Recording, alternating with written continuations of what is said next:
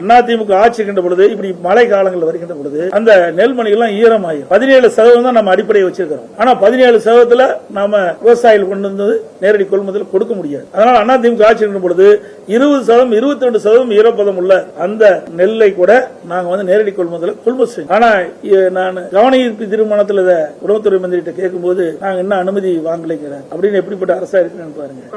இதையெல்லாம் மத்திய அரசோட அனுமதி இப்படிப்பட்ட மழை காலம் இந்த மழை காலம் வரும்னு அந்த அரசாங்கத்துக்கு தெரியும்.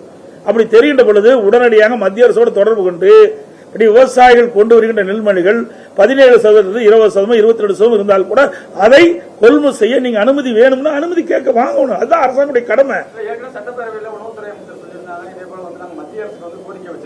எங்க கோரிக்கை வச்சாங்க தெரியாது. ஏங்க நீங்க முதல்ல நீங்க தெரியும் உங்களுக்கு செறிவூட்டப்பட்ட அரிசியை அவருக்கே தெரியல. ஆகஸ்ட் 15 அனுமதி கொடுத்துட்டாங்க. இன்னும் அனுமதி கொடுக்கல. எதிர்கட்சி தலைவர் நீங்க மத்தியில சொல்லி அனுமதி வாங்கிட்டாங்க. எப்படிப்பட்ட நிர்வாகம் பாருங்க. ஆகஸ்ட் 18 மத்திய அரசு அனுமதி கொடுத்து விட்டது செறிவூட்டப்பட்ட அரிசி மிக்ஸ் பண்ணலாட்டு. அப்படி இருக்கும்போது அது கூட தெரியாம பதில் சொல்றாரு சட்டமன்றத்திலேயே. ஆக முறையா அணுக வேணுங்க. அதுதானுங்க ஆட்சி இருக்குது. ஆட்சியாளர்கள் எதை சரியான நேரத்தில் செய்யணுமோ அதை சரியான முறை செய்யணும். அதை செய்ய தவறிவிட்டு மத்த மேல பழி சுமத்தி இவர்கள் தப்பித்து விடக்கூடாது. இன்னைக்கு திராவிட முன்னேற்றங்கள் தானே ஆட்சியில் இருக்குது. இவர்கள் தான் அதை செய்ய வேண்டிய கடமை இவர் தானே.